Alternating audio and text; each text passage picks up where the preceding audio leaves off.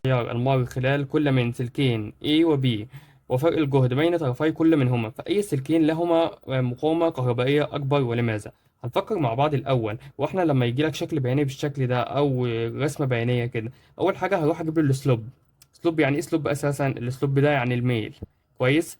الرأسي على الأفق يعني I على الفي هيديك ايه بقى. ركز بقى معايا، انا بعمل كده شكل معين كده، اي على الفي ده ما تنخدعش وتقول لي ار، لكن هي واحد على ار. اللي حافظ القانون كويس هيعمل كده اهو، هيعمل مثلث كده صغير، اي بيساوي في على الار. كويس. ما هو اي على الفي بيساوي واحد على الار. كلام كده كويس جدا. حلو. فبالتالي الزاوية، المفروض الزاوية بتاعت الايه، الزاوية بتاعت الايه اكبر من الزاوية بتاعت البي. كويس أوي كده الكلام ده، الزاوية بتاعت ال A أكبر من الزاوية بتاعت ال B. حلو. فبالتالي أنا لما أقول له الواحد على ال R، فبالتالي بقى هاجي أعكسه، يبقى ال R بتاعت ال B أكبر من ال R بتاعت ال A. ليه بقى عكستهم؟ عشان هو عامل لي الرأسي عليها تيار I والأفقي عليها V. لكن لو انا عكست بقى العكس، عملت ال V هي اللي على الرأسي وال I هي اللي على الأفقي، هيبقى بالتالي المقاومة بتاعت ال R ال A أكبر من المقاومة بتاعت ال RB. تمام. نتكلم بقى على الصورة اللي هو شارح عليها كده أو جايبها في السؤال. يبقى السلك الذي له مقاومة أكبر، هل ال A ولا ال B؟ لا طبعا، لسه قايل لك ال B وقلنا ليه. حلو. يبقى ليه بقى؟ عشان مقاومة مقلوب مقاومة السلك هي الأكبر. تمام كده. وقلنا برضك الحالة العكسية بتاعتها. كويس أوي. سؤال رقم 32 بيقول لك الشكل البياني المقابل يمثل العلاقة بين شدة التيار I المر في موصلين X و Y. كويس أوي، الشكلين أهو X و Y، وفرق الجهد V بين طرفي كل منهما، فأن النسبة بين مقاومتي الموصلين RX RY. حلو. الفكرة دي زي الفكرة اللي فوق بالظبط. هروح برضك هجيب السلوب بتاعت السلوب بتساوي الاي على الفي. طب حلو قوي الكلام ده. طب الاي على الفي طلعت بواحد على ار. حلو. طب ما انا عشان اسهل على نفسي الحل بتاعتها اروح ارقم دي كده، واحد صفر واحد اتنين تلاتة صفر واحد اتنين تلاتة. كويس. عايز اروح اجيب الاسلوب، خلاص فرق السينات على فرق الصادات. بس ركز بس معايا، انا هجيب ايه هنا لما اجي اعمل النقط او اجيب الفرق السينات على الصادات؟ هجيب من خط الفي على الاي عشان اعكسهم، عشان هي واحد على الاي زي ما احنا قلنا فوق معكوس. كويس. خلاص انا عايز اروح اجيب مثلا عند نقطة الاكس، ار اكس. ار اكس تطلع معايا بكام؟ تطلع معايا باتنين على تلاتة. اتنين على تلاتة. حلو. على الار هجيب النقطة دي مثلا واقول له ايه، فرق السينات فرق الصادات على فرق السينات العكس بقى. خلاص يبقى اتنين على واحد. لما احسب دي بالآلة الحاسبة هتطلع معاك تلت. جربها بالآلة الحاسبة هتطلع معاك تلت، وده الناتج الصح. نكمل مع بعض. أي من الأشكال البيانية التالية يمثل العلاقة بين قراءة الأميتر وقيمة المقاومة المأخوذة من RV؟ قبل ما نتكلم أو نشرح الثلاث نقط اللي هيقابلونا ده، هنقول حاجة مهمة أوي. هي ال RV بتاعت البطارية دي، مش البطارية دي عليها حاجة اسمها V؟ طب ما V بيساوي ال VB. كويس أوي. وال VB هي ال VB هنا، وهي اللي بتقرا برضك على المقاومة VB. حلو. فال VB هناخد في التوازي بعد كده فرق الجهد بيكون متساوي في حالة التوازي. حلو. ما المقاومة دي توازي مع فرق مع ال لا، توازي مع الفولتميتر. كويس. فبالتالي الفرق الجهد اللي على الار في هو فرق الجهد اللي على الفولتميتر. كويس قوي. السؤال الاولاني كان بيقول لك ايه بقى؟ اي من الاشكال البيانيه التاليه يمثل العلاقه بين قراءه الاميتر وقراءه المقاومه المأخوذه؟ حلو. هو انا لما ازود المقاومه ايه اللي هيحصل للاميتر؟ والاميتر ده بيعمل ايه اساسا؟ قلت لك ان الاميتر ده بيقيس الاميتر بيقيس شده التيار، فبالتالي لما ازود المقاومه التيار هيقل، فالعلاقه ما بينهم علاقه عكسيه. والعكس تماما، لو قللت المقاومه هزود التيار. تمام. يبقى الاجابه بتاعتي اجابه رقم ألف. ليه بقى؟ لأن دي علاقة عكسية، دي علاقة طردية، دي علاقة ثابتة، دي حالة تزايدية أو خطية. نكمل مع بعض. بيقول لك أي من الأشكال البيانية التالية يمثل العلاقة بين قراءة الفولتميتر وقيمة المقاومة المأخوذة؟ وأنا مش لسه قايل لك دي أو الفي بي أو فرق الجهد على المقاومة هنا ثابت، ما بيختلفش، لأن الفرق بتاع البطارية هو بتاع الار في هو بتاع الفولتميتر. فبالتالي ثابتين مع كله. فبالتالي قراءة الفولتميتر هي ثابتة مع المقاومة، في الإجابة رقم د، وهي علاقة ثابتة. كويس. تعالى برقم 3، بيقول لك أي من أشكال البيانات التالية يمثل علاقة بين قراءة الفولتميتر وقراءة الأميتر عند تغيير قيمة المقاومة من ار في. أنا لسه برضك قايل لك إن العلاقة بين قراءة الفولتميتر وتغيير المقاومة علاقة ثابتة، فبالتالي برضك الإجابة هتكون رقم د، لأن برضك هي علاقة ثابتة. كويس، نكمل. حلو. الجزء بقى اللي بعده بيتكلم عن حاجة اسمها القدرة الكهربائية والطاقة الكهربائية. يعني إيه قدرة كهربائية؟ القدرة الكهربائية دي عبارة عن الباور.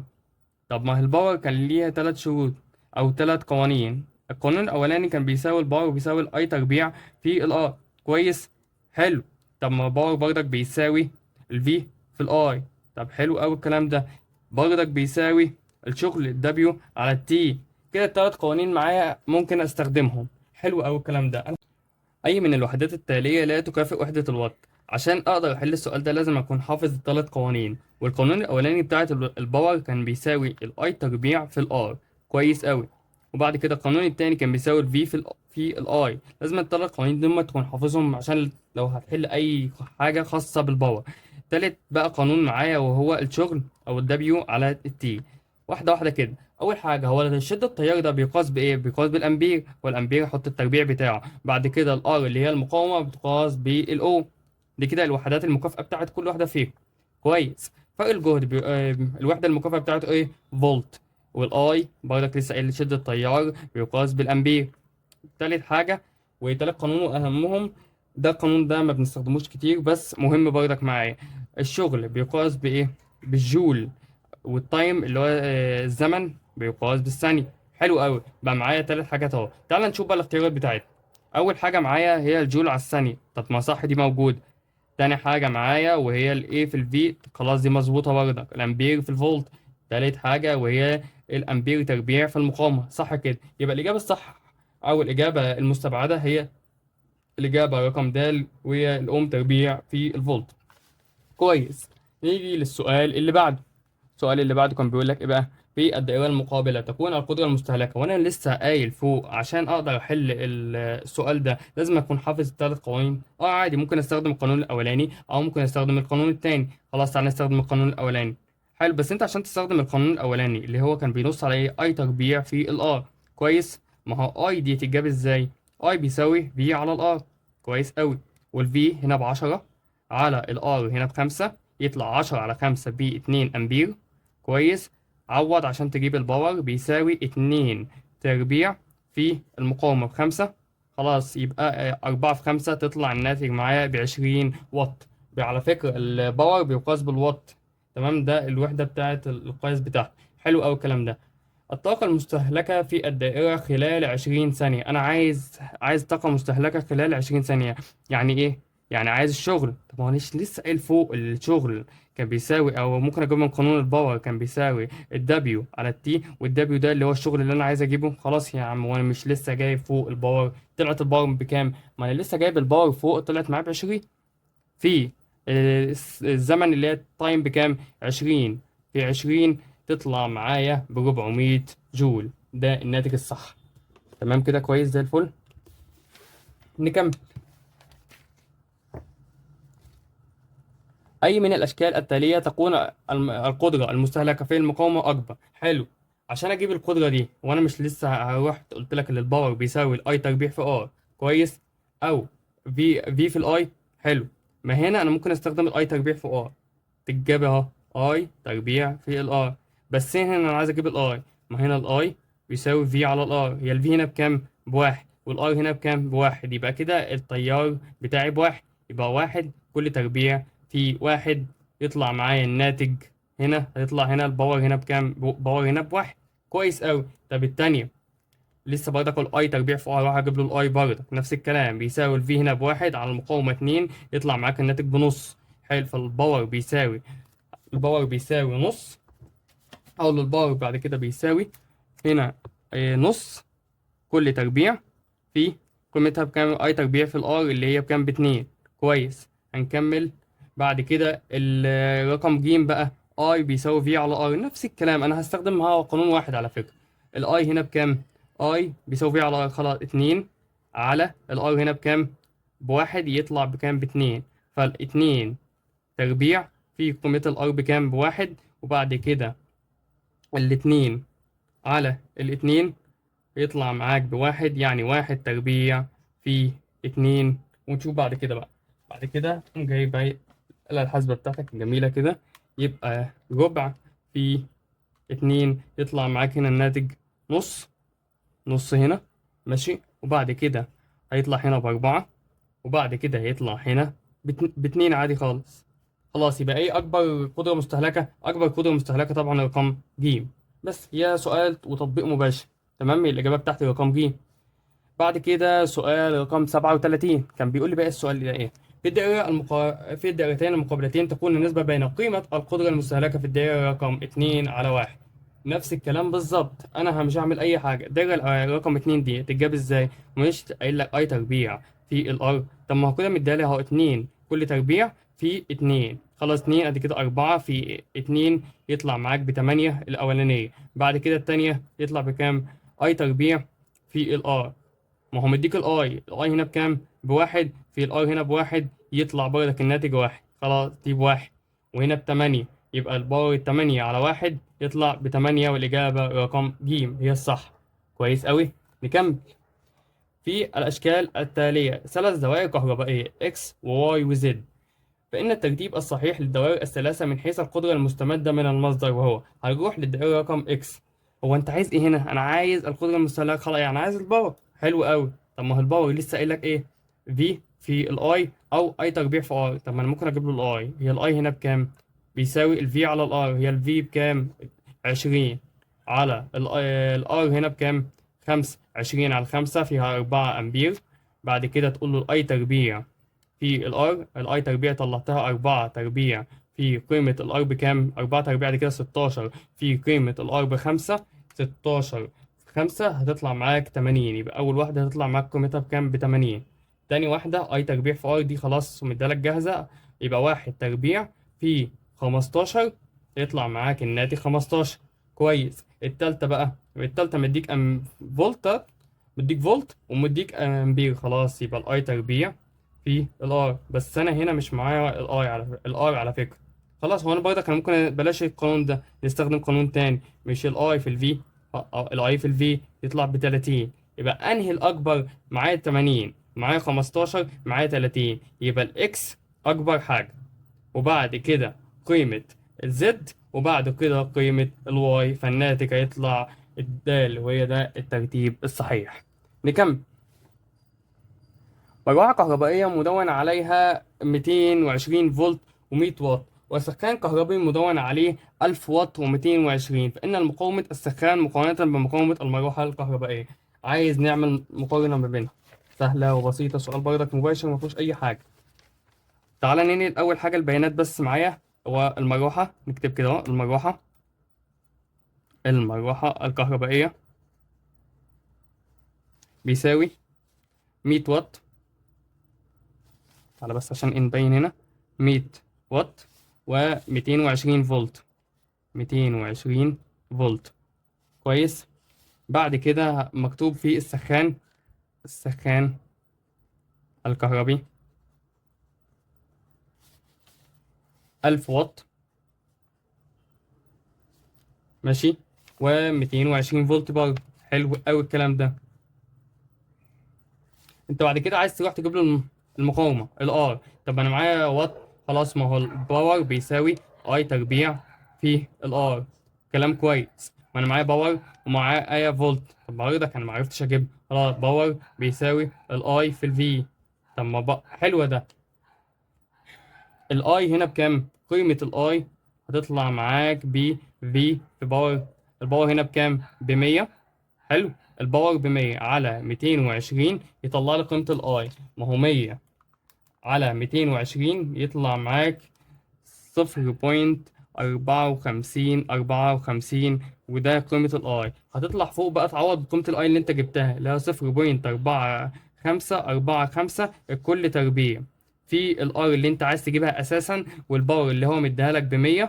خلاص انت جبت له الار بتاعت المروحة الكهربائية. خلاص تطلع الار بكام برضك؟ نحسبها مع بعض كده.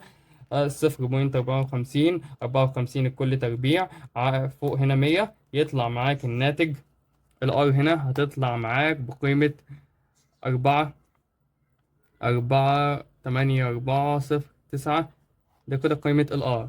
بعد كده لما اجي اجيب السخانة الكهربائية هعمل نفس اللي انا عملته فوق. انا عملت ايه فوق؟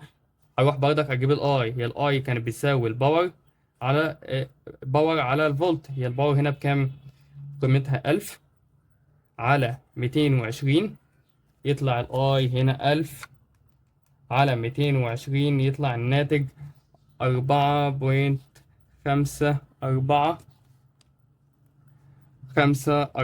تمام، كويس أوي. هروح برضك أقول له للآي أو الباور برضك بيساوي باور بيساوي الآي تربيع في الآر، وأنا عايزك طبعا أجيب قيمة الآر. بيساوي آي تربيع، وفوق هنا تبقى باور.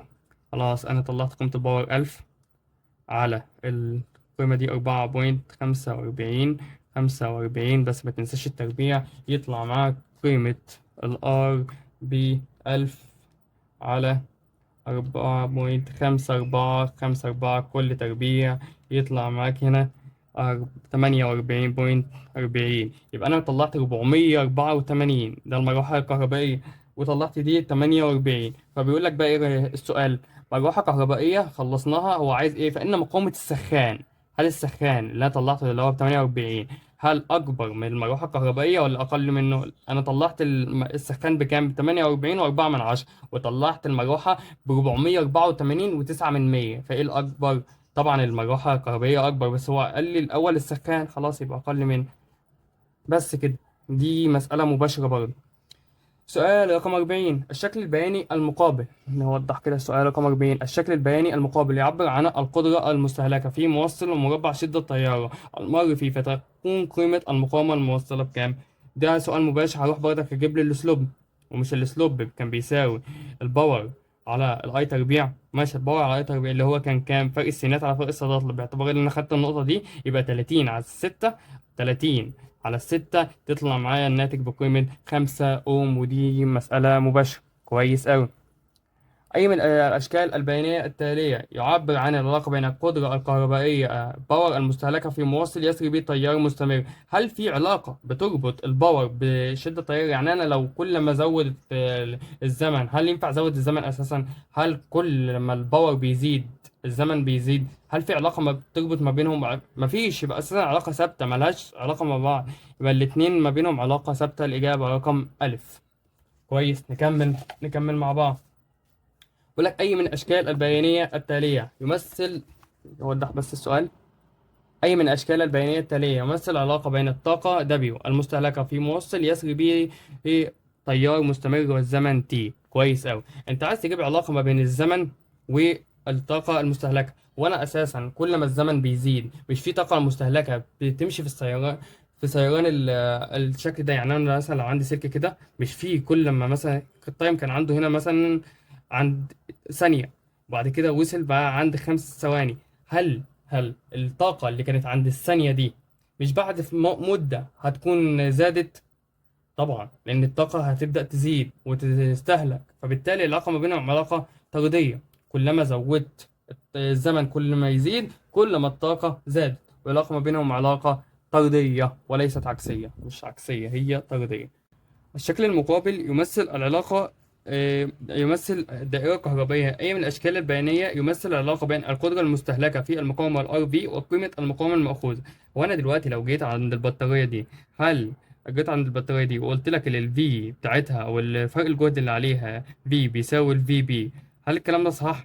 فعلا الكلام ده صح، لأن المقاومة الداخلية بتاعتها بتساوي صفر. فبالتالي المقاومة أو فرق الجهد اللي هيكون على البطارية دي هو وهيكون القوة الدافعة بدون أي حاجة، فبالتالي هتاخد فرق جهد في بي. وأنا برضك لو حطيت فرق جهد أو حطيت هنا فولتميتر على المقاومة دي، فهيقرا برضك الار بيساوي في بي. فبالتالي لما اقول لك ان الباور بيساوي الفي تربيع على الار، وقلت لك فرق الجهد هنا فرق ثابت، يعني الفي دي هنا ثابته كده، فبالتالي العلاقة هتكون علاقة عكسية ما بين الباور والمقاومة. ولما أزود الباور المقاومة هتقل، لما أزود المقاومة الباور هيقل، فبالتالي العلاقة هتكون علاقة عكسية، والإجابة هتبقى رقم ألف. كويس أوي. بعد كده سؤال رقم 44. بيقول لي بقى في سؤال رقم 44 إيه؟ إذا زاد طول سلك من النحاس إلى الضعف. تعالى بس نكتب كده عشان دي حاجات مهمة أوي. نكمل.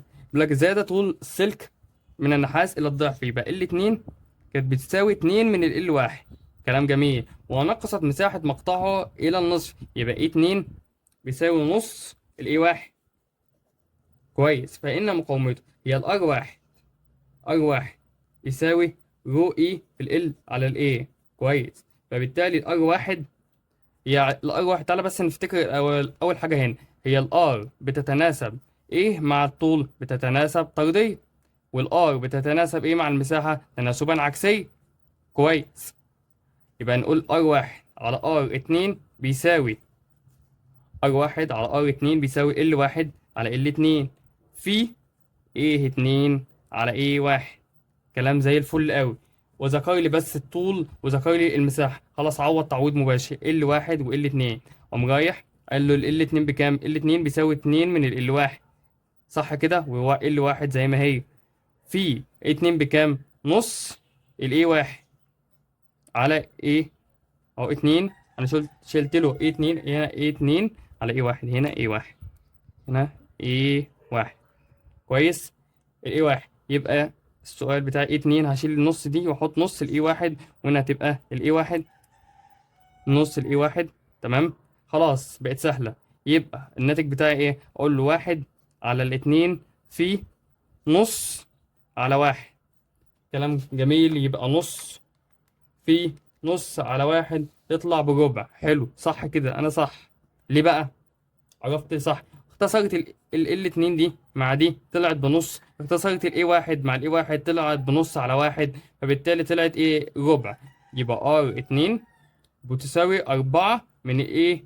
R1. ليه؟ لأن المفروض تطلع كده R1 على R2 بيساوي الربع.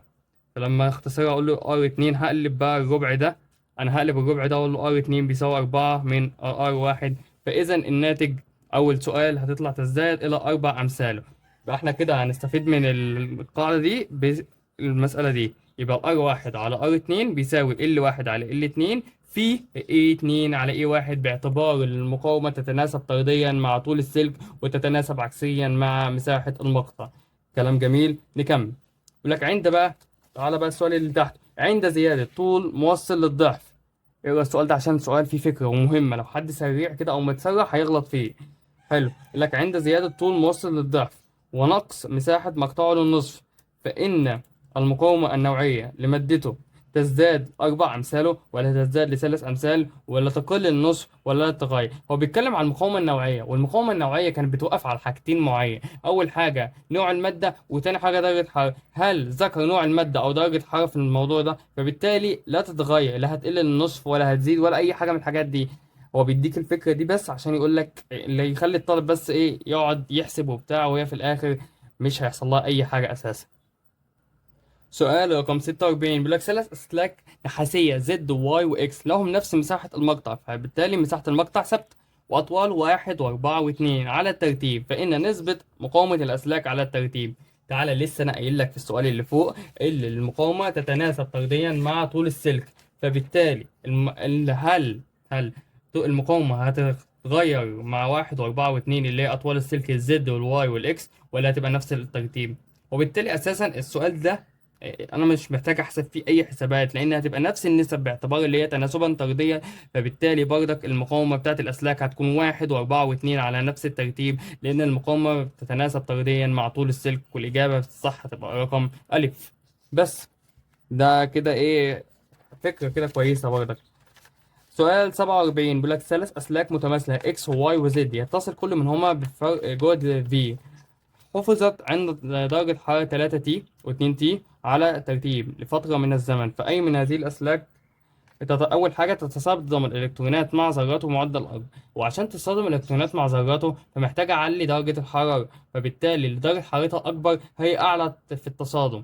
فأعلى درجة حرارة هي 3 تي اللي هو عند الإكس، فبالتالي الإكس هي الأكبر. حلو. ده اللي هو انا زودت درجة حرارة، فالالكترونات او الجزيئات في الجزيء بتبدأ تتخبط او بيحصل لها تصادم في الالكترونات بمعدل اكبر. كلما قللت درجة الحرارة معدل تصادم الالكترونات بيكون اقل. تمام. زي الفل. يمر بيت السؤال بقى التاني، بس عشان الناس هنا ما كانتش شايفة. ماشي. هنا الإجابة هنا هتكون رقم الإكس، احنا شرحناها وقلنا طبعا درجة الحرارة بيكون أعلى، هو تصادم الإلكترونات الحرة بيكون فيها أعلى. يمر بيها تيار كهربائي لها شدة أكبر. كويس. وأنا مش لسه أنا قايل مش لسه قايل المقاومة النوعية أو احنا عايزين بقى هنا هنربط المقاومة النوعية بشدة التيار. طب ازاي وانا مش لسه قايل لك ان ار بيساوي رو اي في ال على الايه؟ حلو. فبالتالي المقاومة النوعية تتناسب تناسبا طرديا مع المقاومة العادية، المقاومة الكهربائية. فبالتالي اللي ليها درجة حرارة أكبر هي أعلى في المقاومة، فبالتالي أقل في شدة التيار، يبقى أقل في شدة التيار. فالزد هي أعلى شدة تيار. ليه بقى؟ تعال نقول مع بعض. أعلى في شدة تيار لأنها أقل في المقاومة. وأنا مش لسه قايل لك فوق هنا للمقاومة النوعية تتناسب تناسبا طرديا، والمقاومة النوعية دي بتتوقف على درجة الحرارة. فبالتالي لما يكون درجة حرارة أعلى درجة حرارة يبقى أعلى مقاومة وبالتالي أقل تيار. كويس. هنا فين أقل تيار هنا؟ أقل تيار هتبقى 3 تي، وأعلى تيار هتبقى تي، لان لما زودت المقاومه المقاومه النوعيه. لما زودت المقاومه النوعيه ازدادت المقاومه الكهربائيه، فبالتالي قلت شده التيار. هي الناتج بتاعها هيكون رقم زد. بس ليه بقى؟ ما لسه احنا مفسرين اهو، فسرناه تمام قوي. نكمل. في الدائره الكهربائيه في الدائره الكهربائيه المقابله بتحريك زائق الريستات من اتجاه موضع B، أي من الأشكال التالية يوضح ما يحدث. تعالى بس هنا نوضحها مع بعض. الشكل أهو. تمام. نوضح كده الشكل ده مع بعض.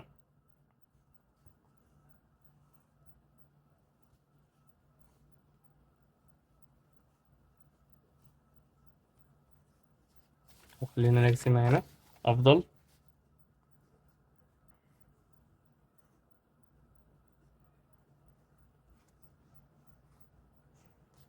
ده شكل.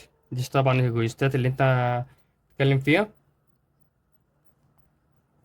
أنا عامل هنا الشكل ده أهو اللي أنا متقل عليه ده. أدي كده موضع وده موضع. كويس أوي. هو هنا في الشكل الاولاني او الموضوع الاولاني هنا انا كنت بمشي فيه تيار تيار تيار. الحته دي او المقاومه دي ما كنتش بستفاد منها، فبالتالي كنت شايلها. فلما انا قللت التيار قللت المقاومه، لما انا قللت المقاومه زودت في التيار. نقلت بقى الريستات هنا عند الشكل ده. الجوستات بقت في الشكل ده هنا. فبالتالي زودت الحته اللي انا فقدتها في المقاومه. لما زودت او رميت حته من المقاومه اكبر، فبالتالي انا زودت شده التيار. كويس. فادام زودت شده التيار يبقى عملت ايه في طول السلك؟ ما هو مش طول السلك بيتناسب تناسبا طرديا، وانا قطعت حته كبيره من المقاومه، يعني قللت طول السلك. ما انا قللت المقاومه فبالتالي زودت شده التيار. فقللت المقاومه يعني قللت طول السلك يقل، يبقى طول السلك ريستات هيقل. ولما قلت طول السلك ريستات يقل هخلي شده التيار كبيره، فبالتالي الناتج هيكون رقم ج. أي من الأشكال البيانية التالية يمثل العلاقة بين المقاومة لعدة أسلاك من النحاس لهم نفس الطول ومساحة المقطع؟ هو العلاقة ما بين ال R وال A، هو مش ال R كانت بيساوي رو في ال E في ال L على الاريا. وأنا لسه قايل لك في سؤال برضك فات العلاقة ما بين المقاومة الكهربائية والمساحة علاقة عكسية. كويس. فبالتالي الناتج هيكون رقم ده سؤال سهل. تعال للسؤال اللي بعده. سؤال رقم 50. مجموعة من الأسلاك لها نفس الطول، بعضها من معدن إكس، والشكل البياني يمثل العلاقة الكهربائية، ومربع نصف القطر أي تربيع لمقطع كل منهما عند نفس درجة. فأي من العلاقات التالية صحيحة عند مقارنة توصيلية كهربائية جو للمعدنين؟ واحدة واحدة كده. وانا مش هقول لك، وانا مش لسه قايل الار بيساوي الرو في الاي في ال على الايه؟ كويس. والاي دي ممكن اقول باي ار تربيع زي الفل. فبالتالي علاقة طردية ما بين المقاومة النوعية اللي هي رو اي والار. تمام. فهنا اسمها ايه؟ توصيلية كهربائية. طب ما التوصيلية كهربائية اللي هي اساسا دي توصيلية كهربائية هي بتساوي واحد على المقاومة النوعية. فانا لو خدت كده خط هنا ثابت على فكرة من اول الجزء ده والجزء ده هنا ثابتين. لما اجي اعمل كده خط خط هنا افقي، وخط هنا ما بين الكيرف بتاع الاكس هنا والكيرف بتاع الواي، هتضح الرو اي، الرو اي عند الاكس اكبر من الرو اي عند الواي. والاتنين بما ان التوصيليه الكهربائيه والمقاومه النوعيه ما بينهم علاقه عكسيه، فبالتالي التوصيليه الكهربائيه عند الواي اكبر من التوصيليه الكهربائيه عند الاكس، وبالتالي ده الناتج الصح. عرفنا ليه؟ لان لو خدنا كده خط هنا وخدنا خط هنا، فالزاويه بتاعه الاكس او المقاومه النوعيه بتاعه الاكس اكبر من المقاومه النوعيه بتاعه الواي. وهنا ما بيتكلمش عن المقاومه النوعيه، هنا بيتكلم على التوصيليه الكهربائيه، فبالتالي علاقه عكسيه ما بينهم. بس كده. سؤال رقم 51. الشكل المقابل يوضح موصل المقاومة النوعية لمادته رو اي، وكانت مساحته طرفي A و 2A. فأنا عايز أجمع الجزء بتاع ال 2A، وعايز أجمع الجزء A بيكون بحيث يكونوا حاجة واحدة. طب ما ده كويس. يبقى هو كده مديك مساحة ب 2A ومساحة تانية ب A، فأنا هجمعهم خلاص، أجيب المتوسط ما بينهم 2A و A يطلع 3A على الاتنين. طبعا المجموع على ده 3 على الاتنين يطلع بكام؟ 1.5A. فبالتالي لما اجي اقول له 1.5 A واكتب العلاقة R بيساوي رو E في ال على ال A، 1.5 A يعني اقول له 2 على 3، وهنا طبعا ال على ال A، 2 على 3 ده هتطلع برقم اساسا اقل من الواحد، يبقى اقل من رو E في ال على A. لو عملناها تطلع برقم اقل من الرو E في ال على A. ده كان سؤال 51. سؤال 52 بقى بيقول لك ايه بقى؟ سؤال 52 بيقول لك اذا علمت ان المقاومه النوعيه للنحاس بيساوي 1.8 في 10 اس سالب 8، فان اول حاجه مقاومه موصل من النحاس بيساوي طوله 1 متر. احنا بس انا عايز نكتب القانون بس الاول قبل ما نشتغل. طب هو الار كان بيساوي الرو اي في ال على الايه، فبالتالي الرو اي بتساوي ال وهنا ايه، وهنا الار، وهنا المقاومة النوعية، يبقى يطلع القانون بالشكل ده. يبقى المساحة في المقاومة على ال. خلاص، المقاومة النوعية من النحاس الطول بكام؟ الطول بواحد، 1 متر، وقطر مقطعه 1 متر يساوي 1.8. هل الكلام ده صح؟ طبعا غلط. طب السؤال التاني، مقاومة موصل من النحاس طوله 1. خلاص، الار هنا بكام؟ ار هنا ب1، ماشي، ومساحة مقطعه 1.8 في 10 سالب 8. خلاص تعالى بقى نشوف دي. يبقى 1.8 في 10 أس سالب 8 في المقاومة النوعية بكام؟ بواحد، على طول السلك بكام؟ بواحد. يطلع فعلا المقاومة النوعية بتاعتها هي دي الصح، والإجابة رقم بي. الاختيار الصح رقم بي. كويس، نكمل. إذا علمت أن المقاومة النوعية للنحاس 1.8 في 10 سالب 8. كويس.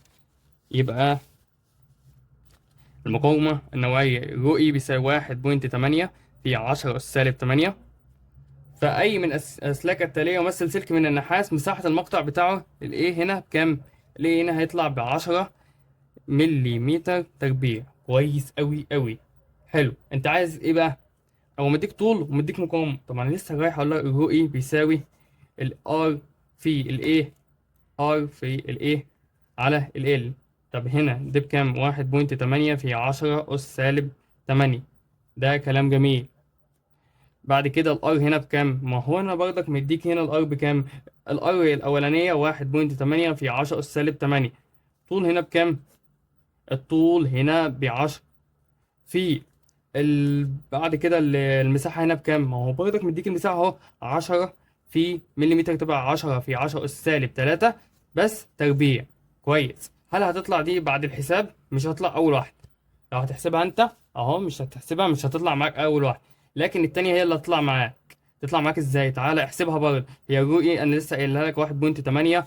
1.8 في 10 أس سالب 8 بيساوي الار مقاومتها بكام؟ الار هنا 0.018 في المساحة 10 في 10 أس سالب 3 كل تربيع، ما تنساهاش، على الطول بكام؟ 10. هيطلع معاك الناتج ده لما تيجي تحسبها، هيطلع معاك اهو 0.018 في 10 في 10 أس سالب 3 كل تربيع على 10، هتطلع معاك 1.8 في 10 أس سالب 8، وده الناتج الصح، الإجابة رقم ب.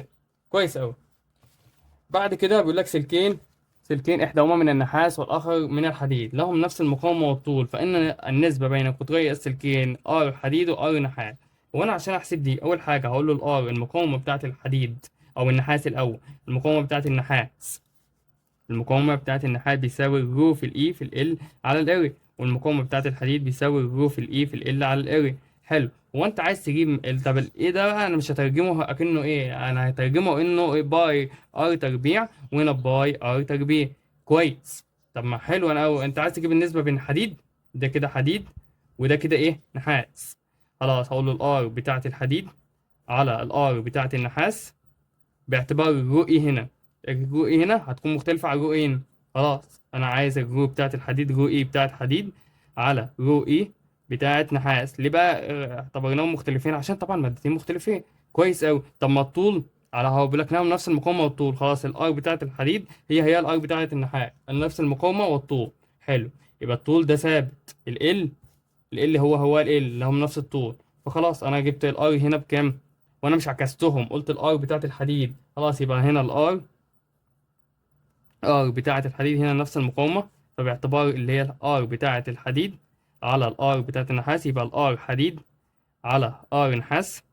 بس هنا ما تنساش هنا تربيع، ماشي، وار هنا نحاس وهنا برضك تربيع بيساوي الرو اي بتاعت الحديد على الرو اي بتاعت النحاس. فانا عايز اخد الجذر التربيعي عشان اخليهم كده. خلاص يبقى الجذر التربيعي انا شلت الجذر هنا والجذر هنا، حطيت الار رو اي بتاعت الحديد على الرو اي بتاعت النحاس، وده الناتج الصح. تمام زي الفل كده. تمام. نيجي للسؤال اللي بعده.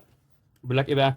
اي من اشكال البيانات التاليه يمثل العلاقه بين المقاومه النوعيه رو اي لمجموع الاسلاك من مواد مختلفه والتوصيليه الكهربائيه رو اي؟ وانا مش لسه قايل في السؤال اللي قبله برضه اللي التوصيليه الكهربائيه بتتناسب تناسبا عكسيا اللي هي رو اي الرو اي دي كده ايه المقاومه النوعيه، يبقى الرو اي اللي هي التوصيليه الكهربائيه بيساوي واحد على المقاومه النوعيه. خلاص يبقى التناسب ما بينهم تناسبا عكسيا، وهو الناتج الصح رقم ألف. مش ده طردي محدش يختاره، ده الصح ألف وهو تناسب عكسي. أي من الأشكال البيانات التالية يعبر عن العلاقة بين التوصيلية الكهربائية لمادة ومساحة المقطع لعدة موصلات؟ هو أنا لما أجي أقارن أساسا ما بين التوصيلية الكهربائية ومساحة المقطع، لو أنا جيت قارنت بيهم، أو بلاش دي، لو جيت قارنت بين التوصيلية الكهربائية والمقاومة النوعية هلاقي العلاقة ما بينهم علاقة عكسية. وهل المقاومة النوعية بتتوقف على مساحة المقطع أو طول السلك؟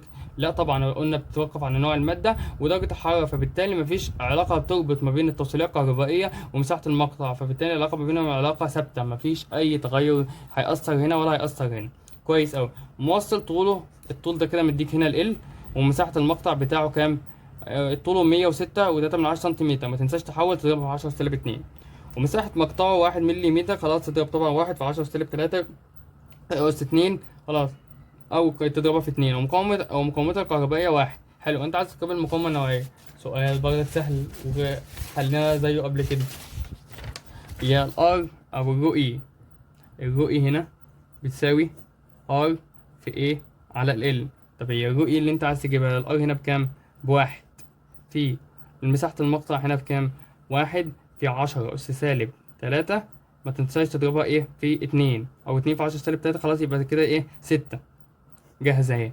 ماشي. الطول بقى بكام؟ الطول ب100 و6 تلاتة من 10 في 10 أس سالب 2. كل ده دخله آلة حاسبة هيطلع معاك الناتج 9.41 في 10 أس سالب 7. التوصيلية الكهربائية للمادة موصل. أنا عايز التوصيلية الكهربائية، لسه قايل التوصيلية الكهربائية بيساوي 1 على المقاومة النوعية، خلاص يعني 1 على 9.41 في 10 أس سالب 7، يطلع معاك الناتج 1.6 من 100 في 1.6 من 100 في 10 أس سالب 6، وده الناتج الصح. كلام بسيط برضك وسهل ولسه متكرر حالا، يعني احنا ما اتكلمناش في اي حاجه جديده والله، كل ده اتكرر معانا. نكمل. سلك من الحديد طوله، الطول بتاعه بكام؟ ال بيساوي 3.14 ونصف القطر بتاعه بكام؟ الار بيساوي نص مليمتر. وصلها بالطريقه فكان فرق الجهد بين طرفيه الفي هنا بكام؟ ب5 فولت. واذا علمت ان المقاومه النوعيه للحديد او رو اي بيساوي 10 سالب 7 ان شده التيار. انت عايز مديك حاجات كتير قوي وانت عايز تجيب منها شده التيار. تعال نقول مع بعض. بسم الله الرحمن الرحيم، نتوكل على الله. انت عايز طبعا هقول له الار رو بيساوي رو اي في ال على الايه، لان اساسا الاي بيساوي في على الار. فانا عايز كل اللفه دي من هنا عشان تجيب لي الار. طب ما الار بيساوي رو اي في ال على ايه؟ هي رو اي بكام؟ 10 اس سالب 7 في ال طولها بكام؟ 3 و14 على المساحه باي. ما انت بقى هتفك المساحه باي ار تربيع باي في الار بكام؟ نص في 10 اس سالب 3، ما تنساهاش تحول عشان مهمه جدا.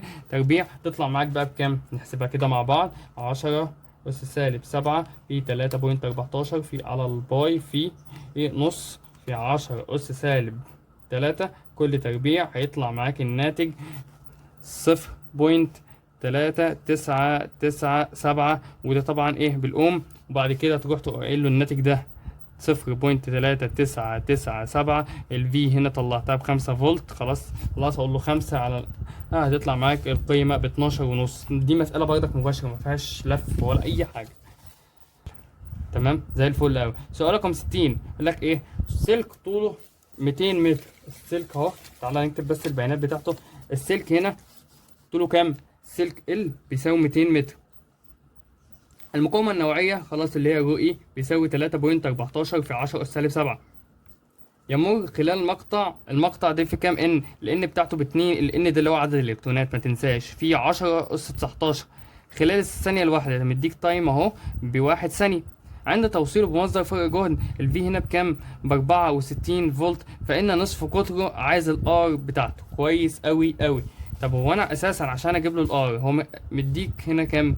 وانا عشان اجيب له الار ما اروح اجيب له الاي الاول. هي الاي كانت بتساوي الان في الاي على التي. ما هو الان هنا بكام؟ 2 في 10 اس 19 في 1.6 في 10 اس سالب 19. على فكره ده معطى، ده الان او قيمه عدد الالكترون على واحد. هتيجي تحسبها معايا كده 2 في 10 اس 19 ماشي في 1.6 في 10 أس سالب 19 على الواحد. هتطلع معاك 3.2 أمبير. كويس، ده كده قيمة الآي. حلو. بعد كده أنا هروح عشان أجيب له المقاومة أو عشان أجيب له نصف القطر أستخدم المقاومة. المقاومة بيساوي رو إي في ال على الإيه، والإيه ده باي آر تربيع. فالمقاومة أساسا أنا عايز أروح أجيبها. وأنا هجيبها إزاي؟ ما آي أقوم رايح راسم له المثلث ده كده. تمام. آي بيساوي في على الار. طب انا عايز اجيب الار، يبقى الار بيساوي في على الاي. طب ما هي الفي هنا بكام؟ وانا مش لسه قايلك الفي هنا ب 64 على 3.2 تطلع معاك بكام؟ 64 و3.2 تطلع معاك المقاومة هنا ب20. ده كلام زي الفل قوي. طب ما هنا ال20 على الرو اي اللي هي بكام؟ لسه انا جايب الرو اي فوقها 3 دي موجب ما تنساش معلش. 3.4 في 10 أس سالب 7 في الطول 200 على انزل كده باي في ار تربيع. طبعا كل ده معلوم ما عدا الار تتجاب بالآلة الحاسبة برضك. تمام، تتجاب بالآلة الحاسبة. تعالى نجيبها برضك بالآلة الحاسبة. 20 شرطة. تمام. 20 يساوي 3 و14 في 10 أس سالب 7 في 200 على الباي في ار تربيع شيفت سولف. الحركة دي على فكرة هتفيدكوا كتير قوي. يطلع معاك الناتج. هو هياخد بس ايه مدة معانا. بسم الله.